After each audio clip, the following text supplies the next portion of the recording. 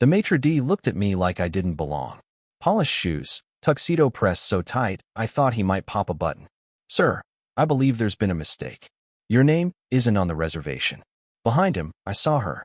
Samantha, my wife, laughing with her mother Denise, her sister Tiffany, and some smug, square-jawed man I didn't recognize. A rich table, expensive wine, candlelight dancing across crystal, and no chair left for me. I glanced back at the entrance, thinking maybe I had misunderstood the address. Maybe this wasn't the restaurant she meant. But then I saw Denise tilt her wine glass and lean in close to Samantha. Denise locked eyes with me over the rim of her glass, and then she smirked. She actually smirked, loud enough for the nearby tables to hear. She said, "Maybe a budget place suits you better, honey. This is a members-only club, after all." For a second, I couldn't move. My heart wasn't racing. It just stopped. I was frozen. This wasn't some accident. This wasn't a mistake. This was a setup. Samantha didn't even flinch. She didn't wave me over. Didn't motion for a waiter. Didn't pretend to care. And I did the only thing I could. I burst out laughing. Big. Loud. The kind of laugh that echoes and makes people look up from their overpriced steak. Denise looked confused. Samantha narrowed her eyes. And then I walked past the maitre d' like I owned the place and said, "Get me a table." He raised an eyebrow. "Sir, I told you." I didn't let him finish. I leaned in close and said with a grin, "Tell Marcus I'm here. Tell him it's Jake. He'll want to know." Because the owner, the man who built that restaurant from scratch, the one who hosted mayors and movie stars, was my college roommate. And 5 minutes later, there I was, center table, best view in the house, champagne on ice. Alone, but not invisible. Let them squirm. Denise choked on her drink. Samantha's jaw clenched. Tiffany looked like she'd seen a ghost. But me? I smiled. Not because I'd won anything, but because in that moment, I realized something. She never planned to include me. Not just tonight. In anything. This wasn't just a dinner. This was the tip of a much colder, much uglier iceberg. And that smug guy at her table? He was about to become a problem.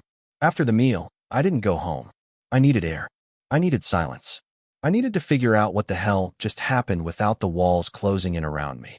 I drove to the overlook on Crestview Hill, parked, and just sat there, watching the city lights blink like nothing in the world was wrong.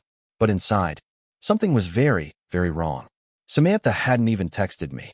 Not a single word. Not sorry. Not misunderstanding. Not come join us. Just radio silence. And the longer I sat there, the more my gut screamed that this wasn't some petty dinner drama orchestrated by her mom. No, this was something deeper. A betrayal that was already in motion. When I finally got home around midnight, the house was dark. She wasn't back. Her phone? Off. I went to bed, but sleep didn't come. My mind was racing. That guy, who was he? That laugh she gave him across the table? That wasn't a colleague laugh. That wasn't innocent. That was familiarity. Intimacy. The next morning, she came in like nothing happened. Shopping bags in hand, sunglasses still on indoors. "Oh, you're up," she said, walking past me like I was just a piece of furniture. "Hope you grabbed something to eat last night. I forgot to tell you we had a girls-only dinner." I just stared at her. Girls only. She tossed her bags on the couch, kicked off her heels, and yawned. "Well, girls, and a couple friends." "You mean that guy in the gray blazer? Who sat next to you while your mom laughed at me like I was the help?" She blinked, then scoffed. "Oh my God, are you serious right now? That was nothing. You're blowing this out of proportion. No seat for me. No message. No call. No apology." I took a step forward. "Just you, your family, and some guy I've never seen before. You expect me to believe that's nothing?" She looked me dead in the eyes. "Believe whatever you want, Jake. You always do." That line, that smug, casual dismissal, it wasn't new. It was routine. And that's when it clicked. This wasn't the first time she'd erased me from her life. I started watching more closely. Her phone was always face down now. She started taking late-night yoga classes and came home with perfume that didn't match hers. She was constantly texting, smiling at the screen, then hiding it when I walked into the room. And the intimacy between us? Gone. Cold shoulder. Quick excuses. "I'm tired. I have an early meeting." Don't start, Jake. But what tore me in half was this one moment. It was Tuesday night. I heard her in the bathroom, door half open, whispering into the phone. Not flirty, not cutesy, but hungry. "You make me feel like I can breathe," she said, her voice low and trembling. With Jake, it's like I'm suffocating. You get me? No one else does. Then silence. Then a giggle. Then a whisper. Can't wait for next weekend. She didn't even see me standing in the hallway, motionless. I didn't say a word. I just walked away. What was the point? She'd already left me, emotionally, physically, mentally. The woman in our house wasn't my wife. She was a stranger in expensive makeup and weaponized indifference. The next day, I started digging. I'm not proud of it, but I checked her laptop. She forgot to log out. There it was. Messages, bookings, photos, hotel confirmations. One under her name, one under his. Bryce. That was the name. And the room was reserved for 2 nights at a luxury suite in Tahoe. For this weekend. She had even added a dinner reservation. Same place we went on our honeymoon. I didn't cry. I didn't yell. I just stared at the screen, and every image of our past, our wedding, our lazy Sundays, her laugh, turned into static. She chose him. And now I had to decide if I was going to let her keep choosing while pretending I didn't know. But something inside me started to burn. Not grief. Not pain. Clarity. And I knew exactly what I was going to do. I didn't confront her right away. That would have been too easy for her. She'd spin it, cry on cue, blame me, then gaslight her way back into the narrative like she always did. No, I needed her to feel it. Not just be caught. Be exposed. So I waited.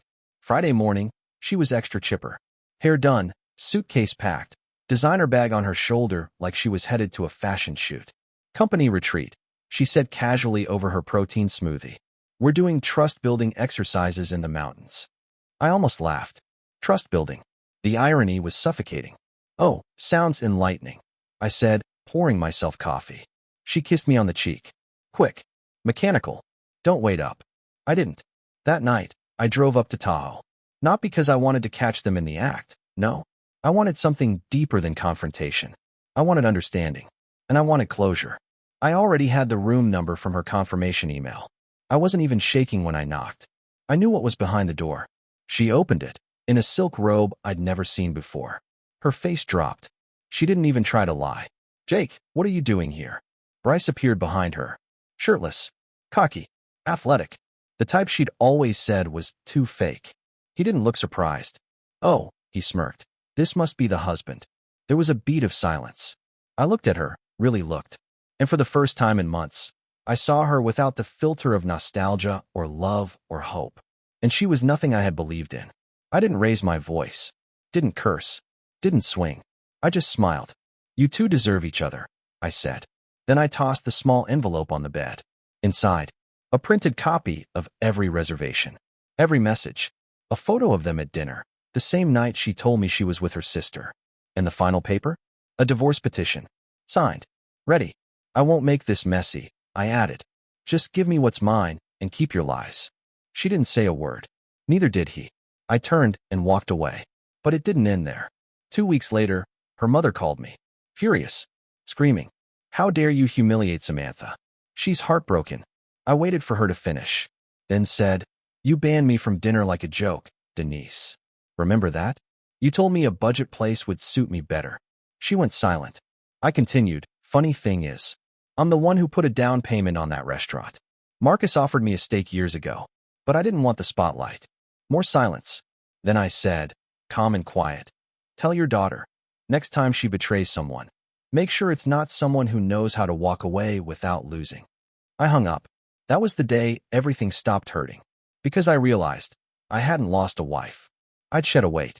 And for the first time in years, I was free. Days turned into weeks. The silence in the house didn't feel empty. It felt earned. Cleansing. Every photo of us that once hung on the wall was gone. Not out of bitterness, but because it all meant nothing now. That version of my life, the one where I believed in her, was over. She tried reaching out. First through long, dramatic texts. Then voice messages that cracked halfway through with fake tears. I didn't answer any of them. I didn't need to.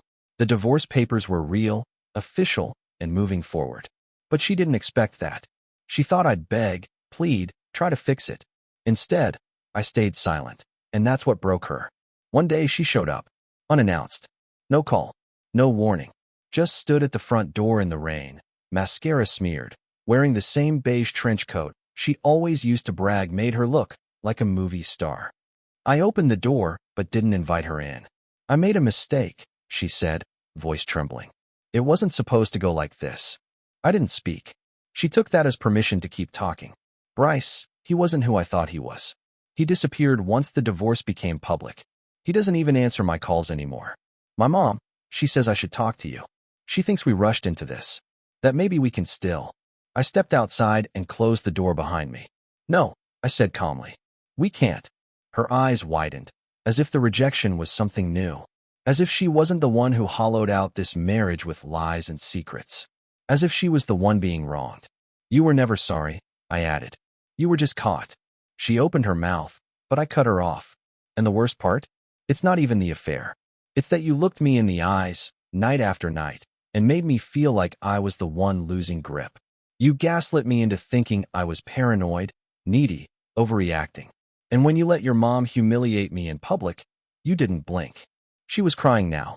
Real or not, I didn't care. Jake, I was lost. You were found, I said sharply, in a hotel room with another man. Don't insult either of us by pretending this was confusion. I turned, opened the door, and paused for a second. There's nothing left for you here, Samantha. Not in this house. Not in my heart. I walked inside and closed the door without looking back. She stood there for a few minutes. I heard her breathing on the other side, then footsteps retreating down the porch. That night, I slept better than I had in years. No tossing, no nightmares, just peace. And in the morning, sunlight spilled through the window like it was touching a home that finally knew who it belonged to. ChatGPT Powiedzio. A month later, I got a letter in the mail from her lawyer. She was contesting the division of assets. Suddenly, the woman who once told me I was just baggage now wanted half of everything I'd built. My savings, my condo, even the car she used to mock as too plain for real executives. She wanted the life I had rebuilt without her. It was never about love. It was about comfort, familiarity, a backup plan. I handed the letter to my lawyer with a single line. She's not taking a damn thing more than what's fair. He understood. But Samantha didn't stop. She started a campaign, posting sad, cryptic quotes on social media. People change, even those who promised they wouldn't. Sometimes love isn't enough. Her friends, the ones who used to laugh at my jokes over dinner, suddenly unfollowed me. Some even messaged me, saying I should be more understanding. They didn't know the truth. They didn't see the hotel receipts, the whispering phone calls, the way she laughed at me in public with her family like I was disposable. But I didn't respond. Not publicly. Not even when she started telling people I emotionally neglected her. I knew it was bait. And I wasn't biting. Because I didn't need to fight her in the court of public opinion. She lost something real. I lost someone fake. Instead, I threw myself into work. Into fitness. Into friendships I had let fade because I was always trying to fix us. I found time again. Time to breathe. Time to read. Time to sit at a coffee shop and just be without thinking about what lie was waiting for me at home. And then, one day, something happened. I was walking out of the gym, drenched in sweat, earbuds in, when I heard a voice behind me. Jake. I turned. It was Hannah. We'd known each other years ago, back when life was simpler and everything felt possible. We'd gone on 2 dates before I met Samantha. It never turned romantic, but I remembered her laugh, her sharp wit, her kindness. She smiled like it had only been a week since we'd last seen each other.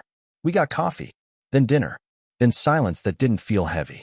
She didn't ask about Samantha until weeks later. And when she did, it wasn't with gossip in her voice. It was with concern. I told her the short version. She didn't flinch, just nodded. I'm glad you got out, she said. Some people spend a lifetime in cages they built for themselves. We didn't rush anything. No fireworks. No whirlwind romance. Just warmth. Honesty. Peace. And one night, months later, I realized something. I wasn't angry anymore. Not at Samantha. Not at Denise. Not even at Bryce. They were the storm that cleared the path. The collapse that made room for something honest to grow. And I wasn't just surviving anymore. I was finally living. I was sitting on the back patio one evening, bourbon in hand, watching the sky shift from gold to deep blue, when I got a message from an unknown number. It was a photo. Samantha, in some dim restaurant corner, hunched over a table, glass in hand, face hollow. She looked worn. Not sad. Not apologetic. Just exhausted by the mess she made. The message underneath was short. I still think about what we had. I miss you. No name. No emoji. Just that. I stared at the screen for a full minute, not moving. Then I locked the phone, set it down, and took a slow sip of my drink. There was a time I would have obsessed over that message. Would have turned it over in my mind 1,000 different ways, imagining what she meant, what she felt, what she was hoping for. But now, it felt like a message sent into a void. And for once, I didn't feel anything back. A few days later, I ran into Tiffany, her sister, outside a bookstore downtown. She spotted me before I could dodge. "You look different," she said. "Peaceful." I offered. She smiled awkwardly. "Yeah, that's the word." We stood there for a moment. Then she glanced down, shifted on her feet. "She regrets everything, you know." "I don't." Tiffany gave a soft laugh through her nose. "Yeah, I figured." I didn't ask how Samantha was doing. I didn't care. I didn't need validation. I didn't need the apology that never came. What I needed, I'd already given to myself. Closure. Later that night, I sat down and started writing. Not to her. Not to anyone else. To myself. I wrote down everything I'd learned. Not the pain. Not the details of the betrayal. But the growth. I wrote that love isn't supposed to feel like walking on eggshells. That loyalty isn't a favor, it's the baseline. That the people who mock your presence in public are the ones who never deserved your presence in private. I wrote that sometimes, losing the person you thought you couldn't live without is the only way to find the one person you should have been living for all along, yourself. And when I was done, I folded the paper and tucked it into the back of a book I used to keep on my nightstand during the worst nights, just in case I ever forgot how far I'd come. The next morning, I woke up beside Hannah. She was still asleep, sunlight touching the edge of her shoulder. No pretense, no tension, no cold silence, just breath, peaceful. And I realized something I hadn't said out loud yet. I was happy, not in the way people post about, not in the way you fake to make others jealous. Real, quiet, earned happiness, the kind that doesn't need an audience. A year passed, clean, quiet, uneventful in all the right ways. No slammed doors, no cryptic messages, no waking up with that gnawing anxiety in my gut, wondering what kind of version of Samantha I'd get that day, cold, cruel, or condescending. I had sold the house, moved into a smaller place across town, one with tall windows and a kitchen I actually used. No echoes of arguments in the walls. No wine glasses that used to get hurled during late-night fights. Just air, light, sanity. Hannah and I took things slow. She wasn't a placeholder. She wasn't a rebound. She was real. I think that's what scared me most at first. Because when someone finally treats you right after years of walking on eggshells, you question it. You wait for the knife. But it never came. She laughed at my dumb jokes. She asked about my day and actually listened. She never once made me feel like I had to earn her attention. It was just there, given freely. One afternoon, we were walking through a flea market. She stopped to admire a small ceramic figurine, nothing fancy, just a lighthouse. She turned it over in her hand and smiled. "I like things that stand through storms," she said, almost to herself. It hit me harder than it should have, because I used to think I was the storm. Turns out, I was the lighthouse all along. And Samantha, she was the one who couldn't stop sailing into wreckage. Eventually, I heard she tried to patch things up with Bryce. Didn't work. Then she jumped into another relationship. That didn't work either. Started a blog about healing and owning your story. Classic. People like her always find new masks. But deep down, it's the same dance. The same emptiness trying to rewrite itself into something meaningful. One night, Hannah asked me if I'd ever speak to Samantha again. Not even if she was on fire, I said without hesitation. Hannah didn't flinch. She just nodded and moved on. That's what I loved most. No drama. No digging. Just trust. Sometimes I still thought about that dinner. About Denise's smug voice. Maybe a budget place suits you better. I thought about how far I'd come from that moment.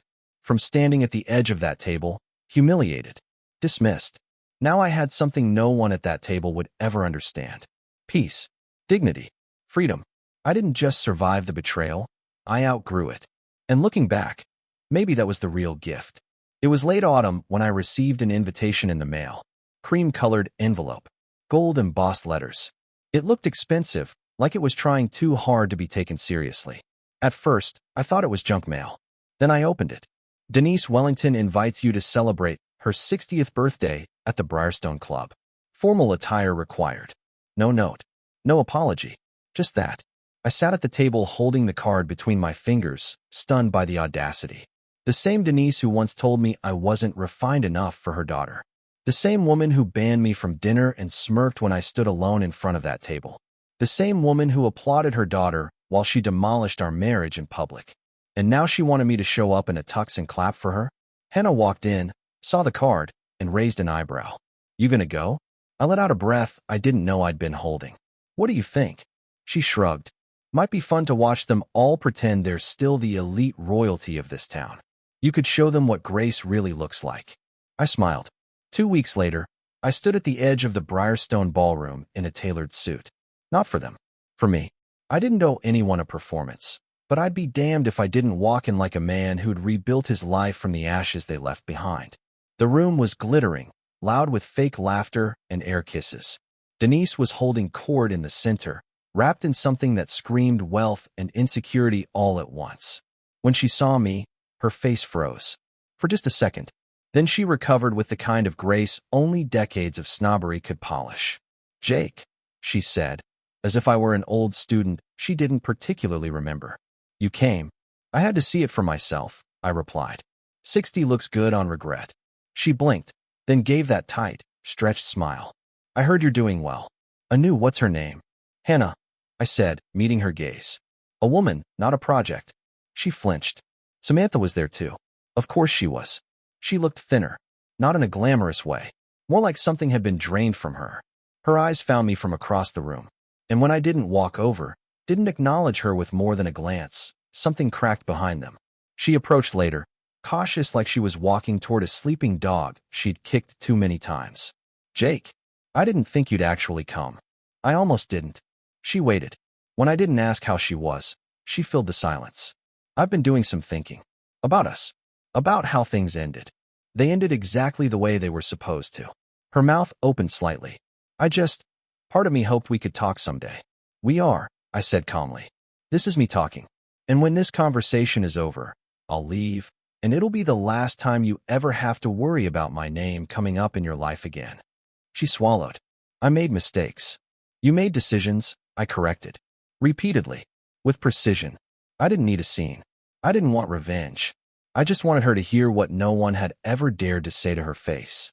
You didn't lose me because you cheated. You lost me because you treated love like a tool and people like props. And then I walked away. Not rushed.